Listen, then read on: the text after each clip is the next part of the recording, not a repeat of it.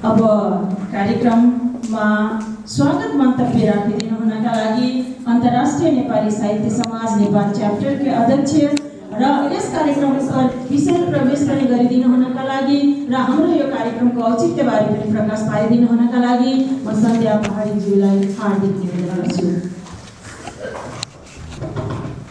धन्यवाद सुमन वर्षा। सुमन वर्षा हाम्रो अन्तर्राष्ट्रिय नेपाली साहित्य समाज नेपाल च्याप्टरको कार्य समितिको सदस्य हुनुहुन्छ। यस समारोहका प्रमुख अतिथि श्रद्धेय कविवर तुलसी दिवस दाई, त्यसै गरेर आजका हाम्रा नायक मोहन कायस्थ दाजु, त्यस्तै हाम्रो अन्तर्राष्ट्रिय नेपाली साहित्य समाज बिओटीका सल्लाहकार आदरणीय प्राध्यापक डाक्टर खगेन्द्र प्रसाद लुजुङ सर, त्यस्तै गरेर हाम्रो अन्तर्राष्ट्रिय नेपाली साहित्य समाजका केन्द्रीय समितिका सदस्य, कार्य समितिका सदस्य डाक्टर रेणुका सोलीज्यू, Savitri madam, Savitri Kakshapati, doctor Savitri Kakshapati madam, जसले आज मैले भन्ने बित्तिकै यो किताबमाथि बोल्नलाई स्वीकारेर आउनुभयो। त्यस्तै अशेष सर, म सबैको नाम लिन, सबै यहाँहरू महत्त्वपूर्ण भेट गर्नुहुन्छ। यो सबैलाई नाम लिँदा लामो समय लाग्न सक्छ। सबैमा म हार्दिक अभिवादन गर्दछु र यो अन्तर्राष्ट्रिय नेपाली साहित्य समाजको बारेमा अलिकति भनौँ। यसको चाहिँ बिओटी सबैभन्दा माथि बिओटी छ। आज बिओटीका सल्लाहकारै यहाँ उपस्थित हुनुहुन्छ डाक्टर खगेन्द्र लुइटेल सर। बिओटी पछि हाम्रो केन्द्रीय समिति आउँछ। केन्द्रीय समितिमा डाक्टर रेणुका सोल हुनुहुन्छ, उहाँ पनि यहाँ उपस्थित हुनुहुन्छ। र त्यसपछिको लेयर भनेको विभिन्न च्याप्टरहरू हो र नेपाल च्याप्टरको यो आयोजना छ आजको कार्यक्रम। यो कार्यक्रम यस कारण पनि महत्त्वपूर्ण भएको छ कि हाम्रो 3 लेयरै यहाँ उपस्थित हुनुभएको छ आजको कार्यक्रममा। र यो अन्तर्राष्ट्रिय नेपाली साहित्य समाज नेपाल च्याप्टरले विभिन्न आफ्ना गतिविधिहरूमध्ये यो स्रष्टा विशेष र सृजना कार्यक्रम को एउटा चाहिँ श्रृङ्खला चलाउने भन्ने, यसका अलिकति यसलाई माया गर्ने हाम्रो साथीहरूसँग यसो सल्लाह गर्दाखेरि यो खालको कार्यक्रम चलाउनु र भन्ने, यो श्रृङ्खला चलाउनु भन्ने कुरा आयो र यसको पहिलो श्रृङ्खला हो आजको कार्यक्रम चाहिँ। आजको यो पहिलो श्रृङ्खलामा हामीले मोहन बहादुर कायस्थ दाईलाई जोड्यौँ। उहाँको एउटा लामो जुन साहित्यिक साधना छ त्यो वास्तवमा आफैमा एउटा तपस्या जस्तै हो। यति लामो साधना गर्नु भनेको, त्यति धेरै पुस्तक लेख्नु भनेको सानो समर्पणले हुँदैन। दाइको यो निरन्तरता र त्यसै गरेर हाम्रो अन्तर्राष्ट्रिय नेपाली साहित्य समाजलाई पनि उहाँले विभिन्न गतिविधिहरूमा सहयोग पुर्याउँदै आउनु भएको छ र हामीले चाहिँ हाम्रा आजीवन सदस्यहरूमध्येबाट उहाँहरूलाई चाहिँ यो कार्यक्रम चाहिँ को कन्सेप्ट चाहिँ के भनेदेखि हाम्रा आजीवन सदस्यहरू धेरै सिनियर व्यक्तिहरूदेखि लिएर अहिलेका सक्रिय लेखकहरूसम्म हुनुहुन्छ र उहाँहरूमध्ये कसैले कुनै पुरस्कार पाउनुभयो अथवा उहाँहरूको कुनै विशेष कृति निस्कियो भने उहाँहरूसँग यसो भेटघाट पनि हुने, यस्तै एउटा कार्यक्रम आयोजना गरौँ, बसौँ, उहाँहरूलाई बधाई दिउँ अथवा उहाँहरूको कृतिको बारेमा चर्चा गरौँ भनेर यो श्रृङ्खलालाई जोडेका हौँ। स्रष्टा विशेष र सृजना कार्यक्रमको श्रृङ्खलालाई, यसलाई निरन्तरता दिनेछौँ हामी। र अब आजबाट त्यो सुरु भएको छ। पहिलो हामीले स्रष्टा चाहिँ मोहन दाईलाई छान्यौँ। उहाँ किन भन्दाखेरि यति बेला ठ्याक्कै उहाँको एउटा यो विशेष निरन्तरता त छँदैछ, तर उहाँको अहिले यो वारी किनारबाट पारी म भन्ने एउटा भनौँ न अनौठो खालको कृति लाग्यो मलाई चाहिँ। यो है संस्मरणका कृतिहरू पनि हामीले धेरै पढेका छौँ होइन, तर यो चाहिँ वारी किनारबाट पारी म भनेर दाई आफैले सम्पादन गरेर। सुरुमा कुरा गर्दाखेरि मेरो पनि संस्मरण छ त्यहाँ, दाईको सम्बन्धमा मैले पनि लेखेको छु।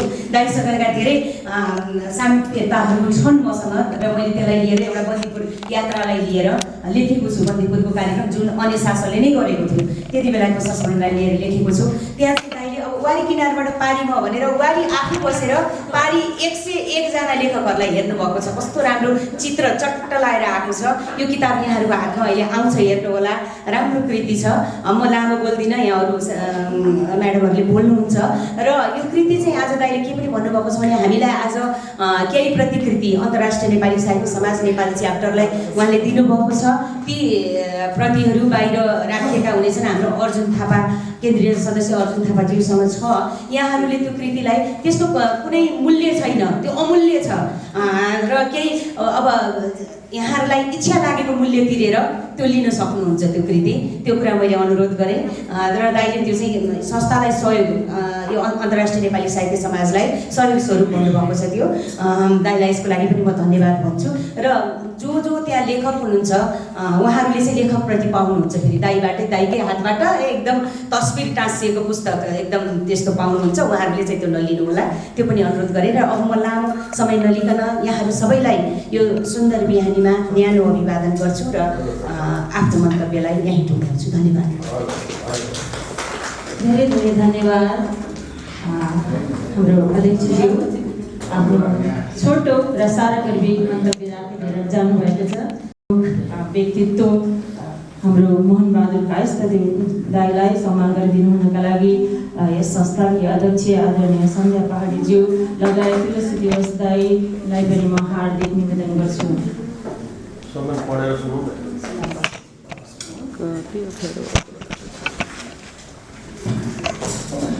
अन्तर्राष्ट्रिय सम्मानको बेहोरा यस प्रकार रहेको छ। अन्तर्राष्ट्रिय नेपाली साहित्य समाज Anesasa Nepal chapter, international Nepali literary society INLS Nepal chapter, Shri Mohan Bahadur कायस्थज्यू आजीवन सदस्य अनेसासा। विगत लामो समयदेखि साहित्यको विभिन्न विधामा कलम चलाएर नेपाली भाषा साहित्यको श्रीवृद्धिमा यहाँले महत्त्वपूर्ण योगदान दिँदै आउनुभएको छ। अन्तर्राष्ट्रिय नेपाली साहित्य समाजको आजीवन सदस्यका रूपमा समेत यहाँले संस्थाका गतिविधिहरूमा सद्भाव र सहयोग पुर्याउँदै आउनुभएको छ।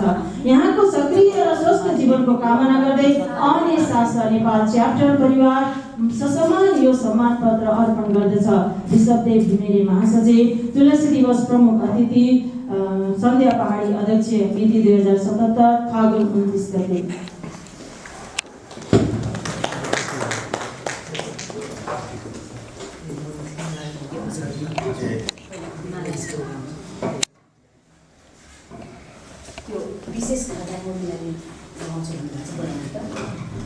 विशेष खादा समर्पण गरिदिनु हुनका लागि आदरणीय साहित्यकार ममिला जोशीज्यूलाई म हार्दिक निवेदन गर्छु।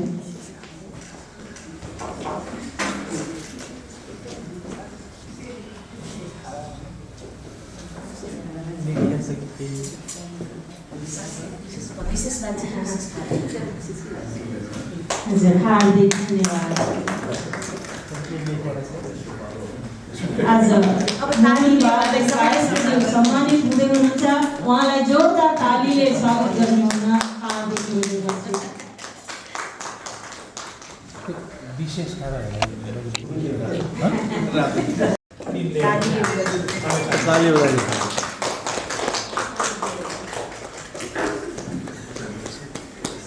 आजदेखि नागरिक समर्पण। धेरै स्रष्टाहरूको आँखाबाट मोहन बहादुर कायस्थ कस्ता छन्। अर्को कोणबाट हेर्दाखेरि पारी किनारबाट वालिका मोहन बहादुर कायस्थलाई कसरी हेरिएको छ भन्ने सन्दर्भलाई मैले यहाँ जोडेँ र कायस्थ सेवा सदन बन्दीपुरबाट प्रकाशित भएको साहित्य किताब र यसमा आवरण पृष्ठ सबिन साक्यको रहेको छ र सांस्कृतिक अध्ययनमा विशेष अभिरुचि राख्ने म एउटा पाठकको लागि दिन पनि त्यस्तै जुराएको छ। यस च्याप्टरले कि 77 वर्षको रथारोहणको अवसर पारेर यो पुस्तकलाई पहिलोपटक आफ्नो विमर्शको विषय बनाएको छ। नेवार समुदायमा 77 वर्ष 7 महिना 7 दिन 7 बेला 7 घडीमा आयोजना गरिने यो विशेष प्रकारको पूजा हो, जो अग्रजहरूका लागि आफ्नो परिवारले उहाँहरूले पूजा गर्ने गर्दछन्, उहाँहरूको आशीर्वाद दिने गर्दछन्। यस कारणले मेरो पनि अभिभावक मोहन दाईबाट मैले पनि यसै भाइब्रेसनबाट आशीर्वाद लिएँ। मलाई अहिले लागिरहेको छ भोला रिजालको गीत, डाक्टर भोला रिजाल प्राविधिक कि जिन्दगीको यो यात्रा अनौठो, कोही आउने नजाने न हो। सायद अरूले लेखेको भए म त्यति छोइने भएर आउँदिन थिएँ होला।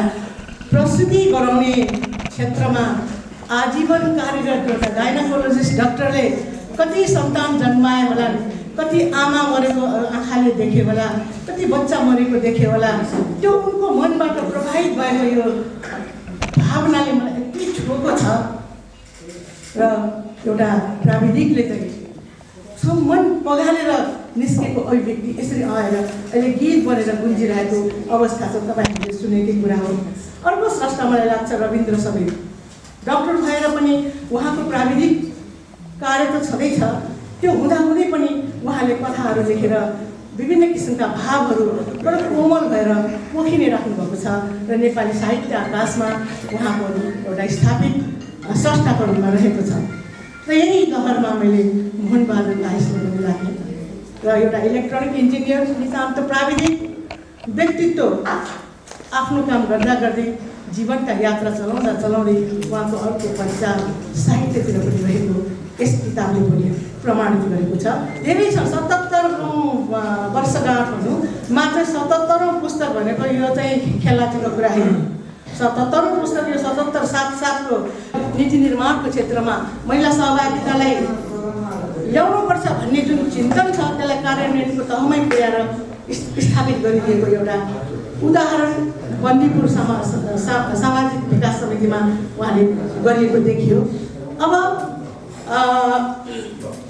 103 जना शुभचिन्तकहरूको भावना प्रवाहित भएको उहाँको यस कृतिमा चाहिँ उहाँ मैले 4-5वटा व्यक्तित्व यहाँ भेटेँ। सरसरी हेर्दा एउटा हाकिम प्रशासकको रूपमा उहाँ देखिनु भएछ र एउटा साहित्यकार प्रशासक भयो भने अत्यन्त सफल प्रशासक भएको मैले सुनेकी छु। राममणि रिसाल सायद उहाँ हुनुहुन्छ।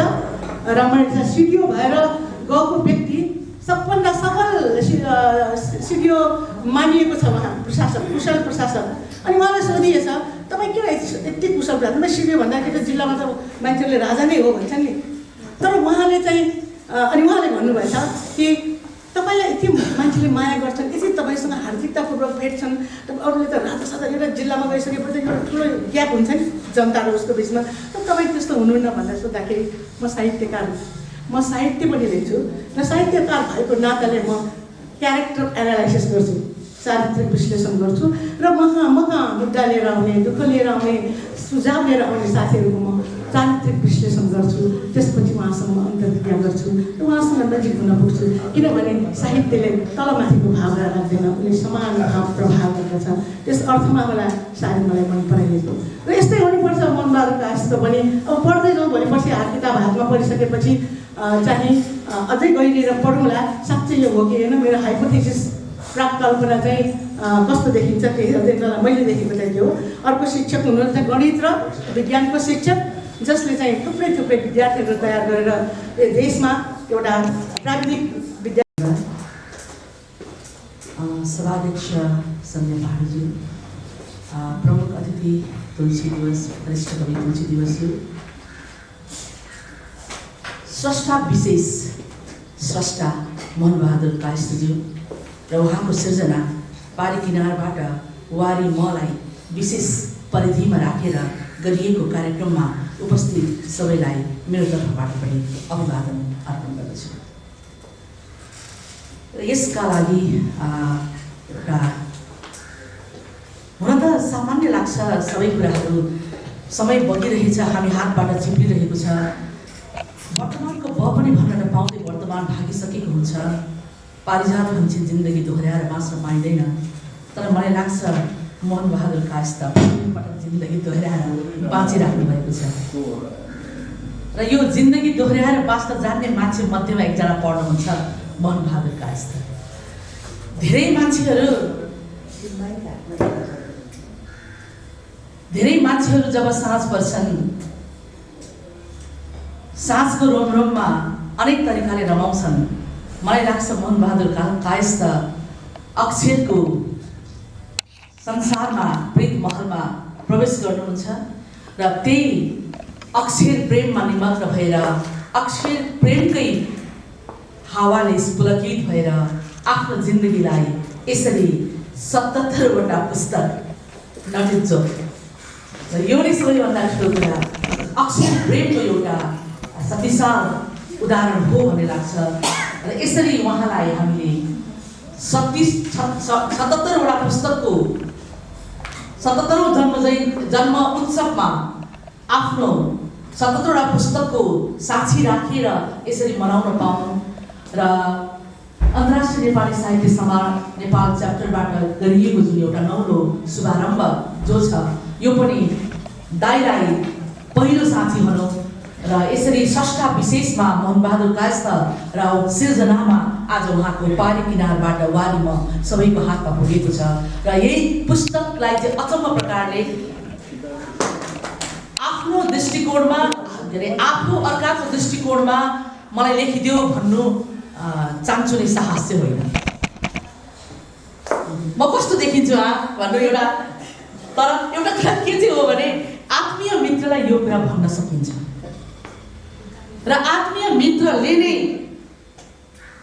तिम्रो यो कुरा चाहिँ मिलेन पनि भन्न सक्छ। तर जसले चिप्लो घसेर भन्छ नि सबै कुरा ठिक छ भन्छ नि, ठान्नुस् त्यो कुरा, त्यो मान्छे सम्पूर्णमा कहिले पनि ठिक हुँदैन। र यस कारणले यो साहस गर्ने म बेठिक पनि सहन सक्छु भनेर साहस गर्ने मोहनबहादुर कायस्थलाई मेरो साधुवाद सर्वप्रथम। र यस अर्थमा 103 जना स्रष्टा मध्ये मैले पनि अवसर पाएँ र जुन बहिनीले अलिकति उद्धृत पनि गर्नुभएको थियो अहिले भर्खर नै, र मैले पनि मोहनबहादुर कायस्थको लेखनीलाई सम्पूर्ण वाइ मैले गरेकी छैन, दाइले बुझ्नुभएको छ र दाइले सायद बुझ्नुभयो होला। मैले यहाँ हामी ऐना हेर्दा आफ्नो अनुहार सुन्दर देख्नको लागि सबैभन्दा पहिले हामीले आफ्नो अनुहारै सुन्दर हुनुपर्छ, त्यसपछि मात्रै बासोले भने जस्तै ऐनाको धुलो पुस्न पर्छ।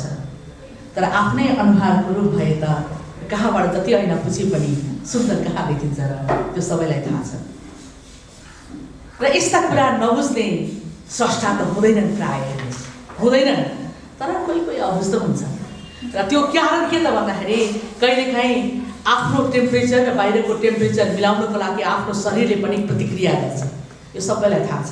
एन्टिबडी निर्माण गर्नको लागि अहिलेको कोरोनाको सन्दर्भमा त्यो पनि भन्छ, एन्टिबडी निर्माण गर्नको लागि जुन एउटा रियाक्ट गर्छ, त्यो रियाक्ट गर्दाखेरि कसैलाई सुई लाउँदाखेरि कसैलाई अलिक गाह्रो हुनसक्छ, कसैलाई अलिक कम गाह्रो हुनसक्छ। मलाई लाग्छ पारी किनारबाट वारी देखिँदा हाम्रो मोहन दाइलाई पनि यस्तै रियाक्टहरू भएको हुनुपर्छ भ्याक्सिनले जस्तै, मलाई त्यस्तो लाग्छ है।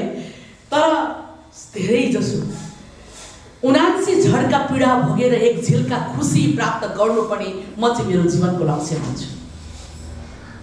एक झिल्का खुसीले नै मान्छेलाई काफी आनन्द पनि दिन्छ। जीवन नामको भन्नेकै विपरीत परिस्थितिसँगको सङ्घर्ष भन्ने मैले चाहिँ मन्त्रको रूपमा मैले स्वीकार गरेकी छु। र यस कारणले एक झिल्का खुसीको लागि 79 झड्का पीडा भोग्न त तयार हुन्छन् मान्छे भने दाइले त 79 झड्का पाउनु भएको छैन यहाँ यो पुस्तकमा। र धेरै सुन्दर कुराहरू मात्रै आफ्नो पारी किनारबाट देखिँदा आफू पनि गदगद हुनुहुन्छ जहाँसम्म मलाई लाग्छ। र यस कारणले म यसको अर्थ के भनेदेखि अघि नै मैले भने यो ऐना पुस्नु होइन कि यो आफै सुन्दर भएर है। फेरि मैले भन्न खोजेको कुरा चाहिँ त्यहीँनिर जोड्न चाहन्छु, ऐनाको धुलो पुछिएको मात्रै चाहिँ होइन, यो सबै उहाँको अनुहारले सुन्दर हुनु। यसका हामी साथी चाहिँ खास गरी सन्ध्या म आज 77 कृतिका सृजनाकार अथवा कृतिकार हामी माझ हुनुहुन्छ मोहनबहादुर कायस्थज्यू। उहाँ साहसी अझ भनौँ निरन्तरताको प्रतिमूर्ति 77 कृति आउनु भनेको नटजो अघि नै ममिला जोशीज्यूले यहाँ बताएर गइसक्नु भएको छ। त्यस्ता व्यक्तित्वलाई म आफ्नो अभिमत राखिदिनु हुनका लागि हार्दिक निवेदन गर्छु। सभापति मोमिन सन्ध्या पारीजी, प्रमुख अतिथि तुलसी दिवसजी, प्रोफेसर एवं करिब सबै चिने जानेका मेरा साहित्यकार मित्रहरू,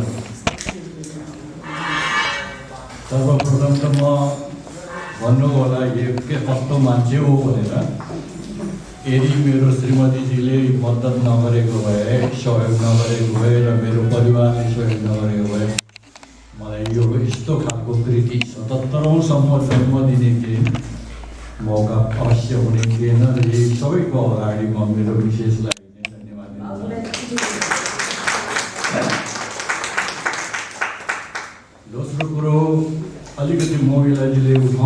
ठिक छ, कुरा त धेरै हुन्छन्।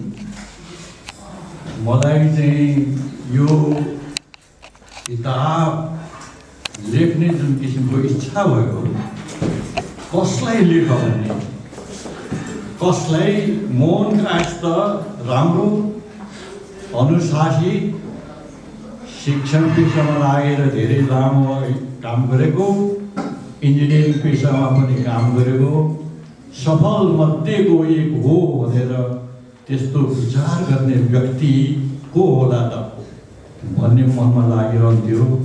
र मैले जो कोहीलाई सोधौँ, कायस्थजी तपाईँ त बदमास हो भन्दा कसैले स्वीकार्यो पनि छ कारणसहित, कसैले चाहिँ तपाईँ त यस्तो हो उस्तो, यिनी प्रकारको आफ्नो मनको कुरा। मेरो संस्कार र अर्को लेख्नेको संस्कार त एउटै होइन, अवश्य उसको संस्कारले देखेको कुरा लेख्ने हो।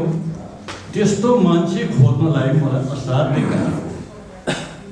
साहित्यकार मित्रहरूको पनि जोसँग मेरो सम्पर्क भयो, सम्पर्क त भयो, तर आत्मीयता बढ्यो कि बढेन त मलाई थाहा छैन, त्यो त उहाँको कुरा हो। त्यसैले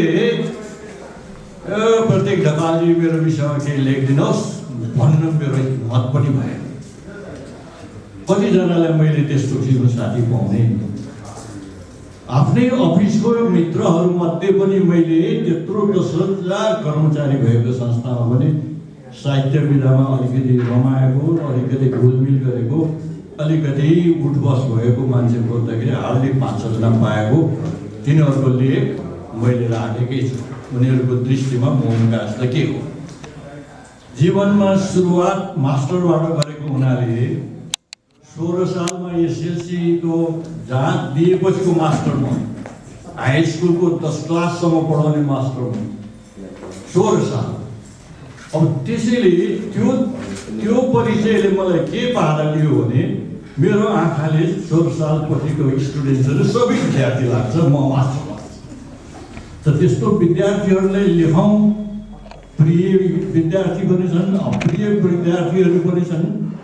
त लेख भनेपछिको एउटा क्या, बाउ र छोराको जस्तो क्या, बाउलाई छोराले कहिले नराम्रो भन्ला, कहिले पनि भन्दैन।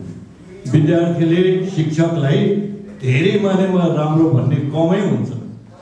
यो टिचर निफुर्किएको छ, यसले पढाउँदाखेरि हामीले यस्तो तिरस्कार गरे, यति तुच्छ भनेर हामीलाई हेर्थ्यो, पिट्थ्यो, गाली गर्थ्यो लगायतका कुरादेखि लिएर गुणीहरूको पनि सायद श्रृङ्खला कम हुँदैन। यो मास्टरले वास्तवमा पढाएको राम्रो थियो।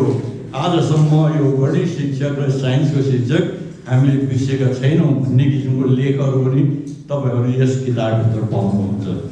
सबैले सन्तुष्टि त दिएको होइन। जब म्याट्रिकसम्म पढेकोले म्याट्रिक पढाउने टिचर कस्तो होला तपाईँले आजको युगमा भनेर विचार गरेको पनि हुन्छ। त्यसैले साहित्यिक क्षेत्रमा शिक्षक कि विद्यार्थीहरू जो मैले पढाएँ तिनीहरू आज मेरा गुरु छन्। तिनीहरू पिएचडी गरेका छन्, प्रोफेसर बनेका छन्, अन्तर्राष्ट्रिय युनिभर्सिटीमा प्रोफेसर भएर रिटायर्ड पनि भयो। तपाईँले त्यस्तो खालको एक व्यक्ति कृष्णलाल भाइ प्रधानले लेखेको लेख पढ्नु होला, एक पेज लामो पनि छैन। यति मिठोसँग उसले 16 सालको कुरालाई उठायो।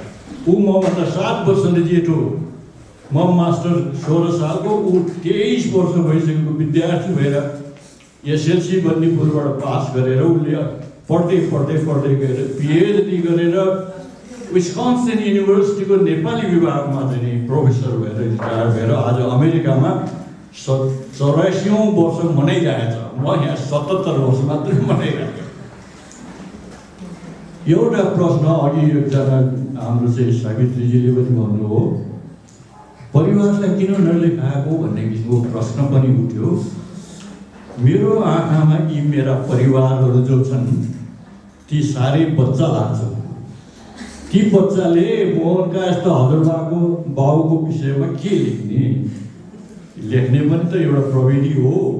बाउलाई नराम्रो भनेर भन्यो भने बाउले त पिटिहाल्छ, मूर्ख भन्न नमिल्ने, सानोमा हामीलाई हप्काउँथ्यो भन्न पनि नमिल्ने इत्यादि कारणले मैले सकेसम्म मेरो नाता पर्ने मान्छेलाई यसमा राखेँ। सकेसम्म झुकिएर पनि नबोल्छ मेरो नातावाला, किनभने त्यो नातावालाको वंशजको कारण जुन छ नि त्यो त यथावत छ। उसले मलाई नराम्रो कहिले भने कुलका रातको मान्छेले, त्यसैले ती कुराहरू मैले नराखेको हो। कति चाहिँ उमेरले पनि होला सायद, बसमा हिँड्यो भने हजुरबा टिकट यति लाग्छ भन्छ, टेम्पोमा हिँड्यो भने हजुरबा टिकट काट्नु भएन भन्छ, पैसा चाहियो भन्छ। अनि यसो हेरेर हजुरबा भइसकेको रहेछु म त। यस्तो खालको उमेरमा पुगिसकेपछि अब एउटै मात्रै चिन्तन चाहिँ नि अनुशासित हुने, नैतिकवान हुने, कसैलाई शिक्षा राम्रो दिने, मोरल अब्लिगेसन्सको कुराहरू गर्ने, मोरल भन्दा इमोरल कुराहरू नगर्ने पक्षमा पुगिसक्यो। अब त झन् पूजापाठ गरेपछि मलाई अस्ति सत्यमोहनले भन्नुभएको छ, मोहन कायस त अब तपाईँ एउटा रथ चढिसक्नुभयो, यस्तो रथ चढ्नुभयो तपाईँ त्यो रथमा दौडिरहनुहुन्छ, कसैलाई तपाईँले अब जो मान्नुपर्ने छैन है, अरूले माने मानुस् नमाने नमानुस्, तपाईँले कसैलाई मान्नु पर्दैन। यसो विचार गर्ने, मान्ने भन्ने शब्द त आफूभन्दा सिनियर वरिष्ठलाई त मान्ने एउटा हाम्रो संस्कारै हो। यो संस्कार त मैले छुटाउनु हुँदैन, मैले त कन्टिन्यू गर्नुपर्छ भने होइन, त्यसो भने होइन। तपाईँले अब कुनै भाउ खोज्दै होइन, कसैले के भन्ला कसो भन्ला, मलाई किन राम्रो भनेन, किन यस्तो भन्यो भन्ने नखोज्नुहोस् कि त्यो समूह त्यो सतह अब तपाईँभन्दा मुनि भइसक्यो भनेपछि म छर्लङ्ग भएँ, ए बाबा यस्तो पनि उमेरमा पुगिसकिँदो रहेछ, जबकि ऊ शताब्दी वरिष्ठ भइसक्यो। यस्तो गन्थनभित्र मैले वास्तवमा मेरो विषयमा टिका टिप्पणी गरिदियो भनेर साथीभाइलाई, इष्टमित्रहरूलाई, साहित्यकार, विद्यार्थी इत्यादि विभिन्न फ्याकल्टी जहाँ जहाँ मैले काम गरेँ उनीहरूलाई मैले रिक्वेस्ट गर्दाखेरि 10 पल्ट सम्झनु पऱ्यो। यो मान्छेलाई मैले भन्यो भने के लेख्ला, यो मान्छेले मलाई कुन दृष्टिले लेख्ला। अब लेख मागिसकेपछि उसले लेखेको कुरालाई मैले काट्नु पनि हुँदैन, अर्को समस्या। अब राख्यौँ त्यसले मेरो इमेजमा धक्का पनि लाग्न सक्ला। त्यसैले यस म्यानहरू खोज्न मात्रै पनि त्यो कुनै किताबको तात्पर्य भएन।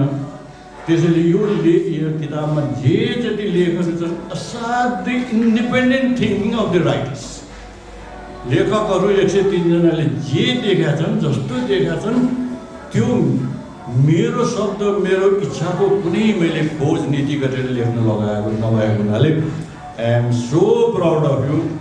म वास्तवमा पारीबाट वारी, पारीको वारीको यी सबै लेखकहरू पारी बसिराखेका छन्, म हेरिराखेको छु टुलु यताबाट पारीबाट। तिनले मलाई के भन्छन् भनेर म वाच डग भएर हेरिराखेको। त्यस्तो अवस्थामा निस्केको यो किताब, जसमा मैले भयभरका कृतिहरू राखिदिएँ, ती कृतिहरूको आवरण पनि पेश गरिदिएँ। त्यति मात्रै नभएर मेरा साहित्यकार मित्रहरूको प्रत्येकको फोटो मैले त्यसमा पेश गरिदिएँ, एउटा ऐतिहासिकको रूपमा राखिदिएँ। अनि एकछिनको लागि झझल्को दिनको लागि मेरो परिवार, मभन्दा माथिको परिवार त सबै बितिसकेका छ, मेरा काका बाबाहरू, मेरो पुस्ताकोमा म आफू, मेरो श्रीमती, मेरो ठुलो छोराको परिवार, मेरो सानो छोरा जो लन्डनमा बस्छन् त्यो राखेँ। त्यो त एउटा उनीहरूले बोक्नुपर्ने पछिको अभिभारा हो। उनीहरू चाहिँ यो वंशजको भन्ने प्रमाणित गरिदिए। यसरी यो किताब सम्पादन भयो। सम्पादन भनेर मैले एक शब्द कसैको कोट्याएको छैन, जस्ताको तस्तै राख्थेँ। अब सानो कुरा गर्दाखेरि ठुलो हुन्छ मुगला। यो जम्मै लकडाउन पिरियडमा इलेक्ट्रोनिक मिडिया जसले पठाएका छन्, जस्तो रूपमा पठाएका छन् त्यसलाई चाहिँ टाइप गराएर प्रिन्ट भएको छ। यो कुनै किसिमको प्रिन्ट हेर्दै करेक्सन गर्ने वा हेर्ने किसिमको मैले पनि गर्न सकेन, तर टाइप भएर किताब पनि निस्क्यो। अब अन्तमा मलाई last but not the least भने जस्तै आज मलाई एउटा गौरवको कुरा छ। मैले धेरै फोरममा बोलेँ, कतिलाई प्रमुख बनाएँ, कतिसँग सँगसँगै प्रमुखसँग बोलेँ। आजको प्रमुख व्यक्तित्व तुलसी दिवससँग पनि मैले इन्जिनियरिङ समाजबाट बनेको साहित्यिक संस्थामा 2-3 पटक 4 पटक उहाँको उपस्थितिमा बोलेको छु। उहाँ प्रमुख अतिथि र मैले बोलेको छु। त्यो बाहेक हाम्रो मुकुन्द पोखरेलको एउटा किताब विमोचनमा पनि बोलेको छु। कता कता मलाई यसपटक चाहिँ तुलसी दाइसँग मैले कुनै किसिमको फोरम बनाएन। एकपल्ट उहाँले प्रमुख अतिथिको रूपमा म चाहिँ वक्ता हुन पाए हुन्थ्यो भन्ने थियो, मेरो तृष्णा थियो, धोको थियो। आज हाम्रो अन्तर्राष्ट्रिय नेपाली साहित्य समाजका अध्यक्ष सन्ध्या पहाडजीले पुरा गरिदिनु हो। त्यसैले संस्था अन्तर्राष्ट्रिय नेपाली साहित्य समाजलाई पनि मेरो मुरी धन्यवाद छ। म बराबर सहयोग पनि गर्दै आएको छु। म मेम्बर पनि लाइफ मेम्बर पनि छु।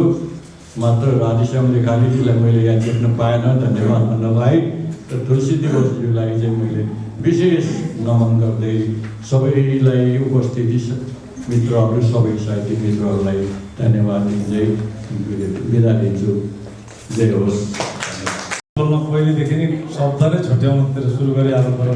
अब बोल्दै जाँदा अलिअलि लम्बिहाल्छ, किनभने प्रोफेसरको भने अब चेलीहरू त यत्तिका भइसके भनिसकेपछि अब गुरुको के स्थिति हुन्छ त्यो तपाईँहरू आफै बुझ्दै बुझिहाल्नुहुन्छ। त्यसमा मैले धेरै व्याख्या गर्नु पर्दैन।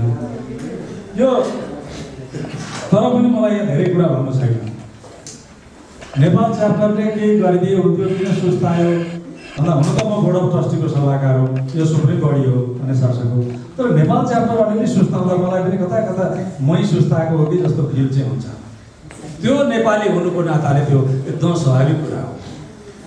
अब बाहिर धेरै कार्यक्रम हुँदाखेरि नेपालले पनि गरिदिए हुन्थ्यो अथवा गरे हुन्थ्यो भन्ने लाग्छ, त्यो स्वाभाविक हो। तर यो कार्यक्रमका नाउँमा चाहिँ यो बाहिरबाट मान्छेहरूलाई आउँदा यताउतै अघि जुन रेणु बहिनीले भन्नुभयो यस्ता खालका कार्यक्रमको खास मतलब हुँदैन। यो संस्था विशेष र सिर्जना भनेर जुन आज एउटा शुभ कार्यको शुभारम्भ, त्यो पनि 77 वर्षे युवक भन्छु म। यसको अर्थ छ म अहिले बताउँछु। यस्तो व्यक्तिको यो महत्त्वपूर्ण कृतिका माध्यमबाट गरेकोमा सबभन्दा पहिला म नेपाल च्याप्टरको यस शुभ कार्यका लागि बोर्ड अफ ट्रस्टीको तर्फबाट हार्दिक धन्यवाद दिन्छु। वास्तवमा कार्यक्रम यस्तै गर्नुपर्छ। यो हामी चाहिँ के गर्छौँ भने विदेशतिरबाट आएका मान्छेको कार्यक्रम गरिदियो भने चाहिँ अलि आनन्द मान्छौँ, त्योहरू पनि गरिदिनुपर्छ। तर नेपालमै पनि छन् है भन्ने कुरा चाहिँ देखाउनुपर्छ कि यो कुरा चाहिँ हामीले ध्यान दिनैपर्छ वास्तवमा। हो, यो अघि रेणुका बहिनीले भनेका कम्प्लेन मैले पनि धेरै सुनेको छु। वास्तवमा यस्तो यो गलत पनि हो। अब त्यसो भने यो कार्यक्रमले निरन्तरता पाओस्। म यतिखेर कार्यक्रममा चाहिँ सोच विचार गरेर कसको कार्यक्रम हो, कसले आयोजना गरेको भनेर मात्रै जाने गर्छु। यसलाई ठुलो भयो, ठुलो कुरा गरौँ भन्छन् भने म सानो होइन, त्यो ठुलै कुरा हो। आजै पनि मैले सन्ध्यालाई स्पष्ट भनेको थिएँ, मेरो 9 बजेसम्म 8:30 देखि 9 बजेसम्म मेरो एउटा इन्टरभ्यू छ। 9 बजे नै कार्यक्रम सुरु हुन्छ भने म आउन सक्दिनँ, किनभने म टाइमलाई बडा ध्यान दिने मान्छे टाइममा। तर कायदा के हो भने मभन्दा ढिलो आउने मान्छे पनि अरू थुप्रै हुँदो रहेछ। त्यसो भने म आज बहुत छिटो आएछु, बहुत खुसी भएको छु। कार्यक्रम त्यसो भने हामीले कार्यक्रमलाई समयमा गरेर समयमा सक्ने बानीको विकास पनि गर्नुपर्छ। एउटा महत्त्वपूर्ण कुरा हो। यतातिर हामीले अलिकति ध्यान पनि दिनुपर्छ। तर अत्यन्त क्रिएटिभ काम गरेका छौँ क्या हामीले। नेपाल च्याप्टरका बहिनीहरू सबभन्दा सशक्त सक्रिय हुनुहुन्छ। यसको भन्दा भाइहरू निष्क्रिय भनेको होइन, बहिनीहरूभन्दा भाइहरू निष्क्रिय नै हो। म देखिराखेको थिएँ क्या सबै यता बहिनीहरू, अब धेरै मेरा चेलीहरूलाई म प्रशंसा गरेको होइन, म त अगाडि बसेर गाली गर्ने मान्छे पनि हुँ। एकचोटिको बडा रमाइलो कुरो, मोहनबहादुरजीलाई यहाँ हजुरबा भने भन्दा मलाई हाँस उठ्यो क्या। उहाँसँग मेरो कहिले चिन्जान भयो ठ्याक्कै त थाहा छैन। मान्छेहरूले चाहिँ त्यो मोहनबहादुर घाँस त त्यो इन्जिनियर भन्छ, त्यो चाहिँ उयो भन्छ, यताउता फुर्तीफार्ती गर्छ, घमण्डी छ, यसो भन्ने मलाई चाहिँ मान्छेले बताएका थिए। अब यहाँ चाहिँ मैले अघि बडा ठुला ठुला प्रशंसा गर्नुभयो, मलाई त्यस्तो भनेका थिएन। एक दिन उहाँको फोन आयो अनि उहाँले चाहिँ किर्तिपुर आउने भन्नुभयो। लौरो त यो कतिको घमण्डी रहेछ, एकचोटि कुरा गरिहाल्नु भने त्यस दिन म अन्त जानेवाला थिएन नि, जान्न कतिको रहेछ, यो मभन्दा बढ्ता रहेछ कि कम रहेछ भनेर म त्यतिखेर अगाडि आएँ। आउनुभयो उहाँ, कायदासँग कुराकानी गरिनु, बडा मजा लाग्यो मलाई त। मलाई चाहिँ दुईवटा कुरा, म अलि आग्रही केमा छु भने दोस्रो भाषी नेपालीले नेपाली भाषामा केही गर्छ भने म त्यसलाई विशेष सम्मान गर्छु। यी दोस्रो पहिलो नाग भएकाले धेरै म यो भन्नु जरुरी छैन त्यसमा, किनभने उसको जन्मसित जन्मजात भाषा हो। र अर्को दोस्रो पेसा मतलब यो टेक्निकल पेसा प्राविधिक पेसा भएको मान्छेले नेपाली साहित्यमा काम गर्छ भने म त्यसलाई अलिअलि घमण्डी त के त्यो जम्मै हुन्छ। दम भएको मान्छे दममा दम आउँछ, यो कुरो याद गर्नुहोस्। तपाईँहरू कसैसँग दम छैन भनेदेखि मसँग दम पनि कम रहेछ भन्ने कुरो बुझ्नु होला है सबैजनाले। यो कुरा चाहिँ एकदम सबैले ध्यान दिनुपर्ने कुरा हो। अनि पछि गएर उहाँले एउटा सिद्धिचरण श्रेष्ठको एउटा कार्यक्रम भएको थियो, उहाँ चाहिँ बडा कायदाको फोटोग्राफर हुँदो रहेछ भन्ने कुरो कहाँ साहित्यकार मात्रै, त्यो एकाडेमीमा त्यो बाहिर चौरमा कार्यक्रम भएको थियो, उहाँले फोटो खिच्नु भएको रहेछ। त्यहाँ म कार्यपत्र पेश गर्दै थिएँ, एउटा यस्तो कायदाको फोटो कि पछि त्यो फोटो बनाएर लगेर दिनुभयो। मैले बडा राम्रो तरिकाले राखेको छु, म धेरै फोटो राम्रो तरिकाले नराख्ने मान्छे, उहाँको कलाकारिता त्यति कायदा रहेछ क्या। इन्जिनियर त त्यो फोटोग्राफीमा पनि म राम्रो लेख्नु हुँदो रहेछ।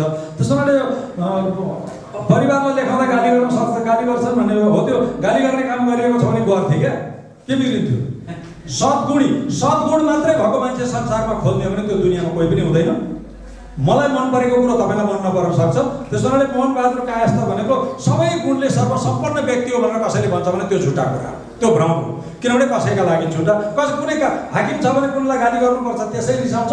अब विद्यार्थीलाई त्यो थेसिसमा गाइड गरेर बेला तेरो यो भएन भने दुईचोटि काटो भने तेस्रोचोटिदेखि बुरुक्क उफ्रिन्छ, बाहिर गएर धारे हात लाउँछ, अनि ती सबैलाई प्रशंसा गरेर हिँड्न सकिन्छ? सकिन्न नि। भोलि पर्सि आफै बुझ्छ, हो मलाई त्यो सिकाएकै रहेछ भन्ने बुझ्यो भने ठिकै छ, बुझेन भने त्यो पनि ठिकै छ। तर कर्म क्षेत्रमा गइसकेपछि ऊ आफै बुझ्छ। अघि सावित्रीजीले यो कुरा बताइसक्नु, मलाई एकदम आनन्द लाग्यो। हामी धेरै समय हामी सँगै काम पनि गरेका छौँ, उहाँको काम गर्ने शैली पनि मलाई थाहा छ। त्यसोले यो उहाँले जति मान्छेहरूलाई लेखाउनु भएको छ नि, वास्तवमा यहाँ धेरै प्रकार, म त यतिको गतिलो किताब निस्कन्छ भन्ने त ठाने थिइनँ मनजी वास्तवमा सुरुमा। उहाँले एउटा भन्नुभयो, ल त ठिकै छ, त्यतिखेर लकडाउनको बेला पनि त्यो बाहिर जान नि मन नलाग्ने, भित्र बस्न नि मन नलाग्ने, हिँड्न पनि मन नलाग्ने, अलि त्यस्तै वातावरणमा नि यो लेखेको हुनाले कहिलेकाहीँ त कस्तो लेखेँ के लेखेँ भन्ने कुरो पनि मेलो नहुने गरी लेखिन्छ नि।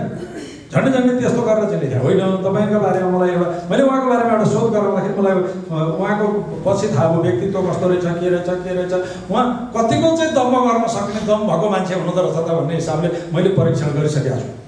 त्यसो भने उहाँ मेरो परीक्षणमा उहाँ पास भएको एउटा डिस्टिङसन एकदम डिस्टिङसन।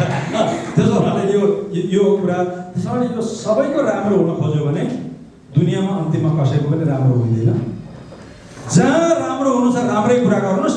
जो मान्छे दुष्ट छ दुष्ट मान्छेलाई प्रशंसा गरेर यो चाकडी गर्ने काम बन्द गरियो भने मात्रै हामी कल्याणकारी काम गरेको ठान्छौँ। यो राजनीतिक नेताहरूले गरेर सबै विशिष्ट वक्ता, सबैभन्दा पहिले स्रष्टा विशेष सिर्जना कार्यक्रमको थालनी गरेर यो हिसास नेपाल च्याप्टरले अत्यन्त राम्रो काम गरेको मैले अनुभव गरेको छु। म जहिले पनि सिर्जना र स्रष्टालाई बढी प्राथमिकता दिनुपर्छ भनेर जोड दिँदै आउने व्यक्ति देशभित्र होस् देश बाहिर भन्ने गरेको छु। हामीहरू सिर्जनाबाट रमाइलो त दिन्छौँ, तर सिर्जनालाई नै बढी महत्त्व दिएर बेला बखत उद्धरण गरेर बोल्ने पनि गर्छौँ।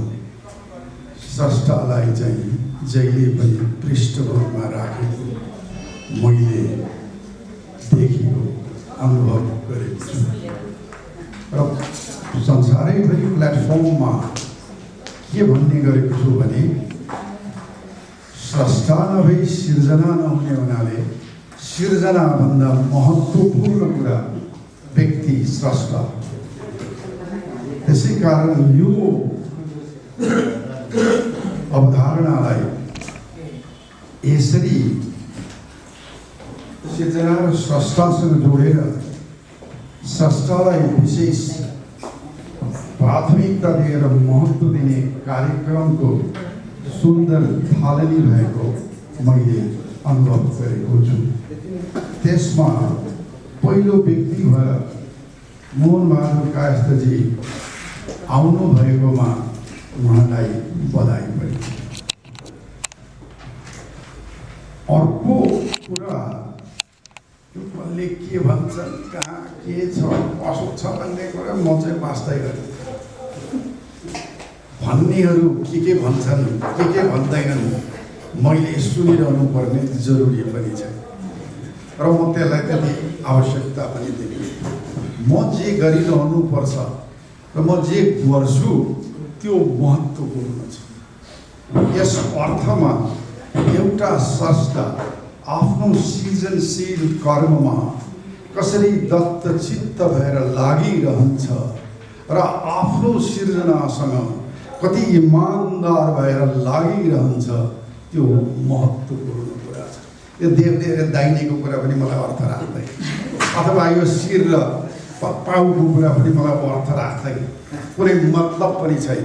कसले के भन्छ होइन, म के भन्छु जरुरी महत्त्वपूर्ण छ र मैले भनेको कुरामा म कति इमान्दार छु र मैले अरूले के भन्छ, ताली पिर्छन् कि पिर्छैनन्, टाउको हल्लाउँछन् कि हल्लाउँदैनन्, अहिले यीसँग मलाई मतलब राख्दैन।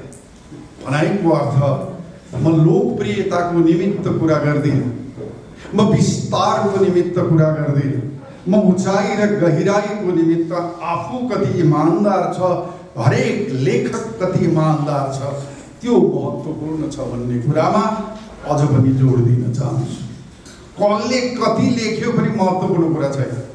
जस्तो अहिले 77 भन्नुभयो, 700 लेख्यो भने पनि मलाई अर्थ राख्दैन। कति महत्त्वपूर्ण लेख्यो त्यो जरुरी छ। त्यसमा इमान्दारीपूर्वक भन्न सक्ने आँट लेखक र कवि र समालोचकसँग हुनुपर्छ र नभई हुँदैन। नभए त्यस्ता लेखक पनि हुँदैनन्, कवि पनि हुँदैनन्, समालोचक पनि हुँदैनन्, त्यस्तालाई त्यसरी मान्नु पनि हुँदैन भन्ने पक्षमा म छु।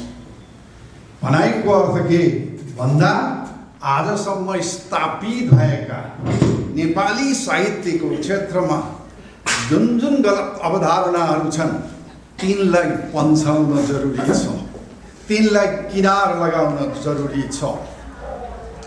यो नभए पनि बोल्न सक्छु। तिनलाई किनार लगाउन जरुरी छ भन्ने पक्षमा म प्रष्ट छु। त्यस दृष्टिकोणले मोहनबहादुर कायस्थले 77 वर्ष मलाई त्यो अर्थ लाग्दैन। मोहनबहादुर कायस्थ आफ्नो लेखनसँग कति इमान्दार छ। उनले भनेको सबै कुरा सबैले मान्नुपर्छ भन्ने जरुरी पनि छैन, तर इमान्दारिता कति देखियो र उनी अब यो सृजनशीलतामा सक्रियता त्यसको प्रशंसा निश्चित रूपले गर्नुपर्छ र आवश्यक पनि छ र त्यस्ता व्यक्तिको सम्मान गरिनुपर्छ, गर्ने परम्परा आवश्यक पनि छ र त्यो अहिले मलाई एउटा रमाइलो के लाग्यो भने यहाँ यो के अरे सन्ध्या यसको चाहिँ के अरे अध्यक्ष भएको कारणले हो त्यो प्रेमलाई हामीले गलत व्याख्या गरेका छौँ। उहाँ प्रेममय हुनुहुन्छ। प्रेमलाई संकीर्णताको दृष्टिकोणबाट हामीले हेरेका छौँ र बुझेका छौँ र व्याख्या गरेका छौँ, अर्थाइ छौँ। त्यो गलत अर्थाइ हो, गलत व्याख्या हो। संसार यदि प्रेममय भयो भने, हामीले सबैलाई प्रेम बाँड्यौँ भने, संसारमा प्रेम छ भने त्यो संसार सुन्दर हुन्छ। प्रेम त बाँड्नुपर्छ, जीवमा होस्, प्रकृतिमा होस्, मानिसमा होस्, लेखनमा होस्, भावनामा होस्, सबैमा प्रेम, जेमा पनि प्रेम चाहिन्छ। म फुल्लारिदिएको मान्छे हो, जो फुल्लारिदिएको मान्छे छ उसभित्र प्रेम हुन्छ, मैले बुझेको है। अनि त्यो फुल्ला हृदय भएकै कारण उहाँ 77 वटा कृति पनि उहाँले रचना गर्नुभयो। त्यो फुल्ला हृदयको मान्छे मैले बुझेको हो। त्यसकारण मोहन दाईले हुन चाहिँ यहाँ हजुरबा भन्नुभयो, हामीलाई पनि आन्टी सम्म भन्न पाएका छन् यसलाई। तर उहाँ 77 वर्षको वसन्त पार गर्दा गर्दै त्यसको गोरेटोमा हिँड्दै पनि उहाँ वयस्क देख्छु मैले चाहिँ। उहाँको अनुहार हेऱ्यो भने पनि यस्तै तेज छ। अझै लेखनमा वयस्क हुनुहुन्छ, भावनामा वयस्क हुनुहुन्छ, विचारमा वयस्क हुनुहुन्छ,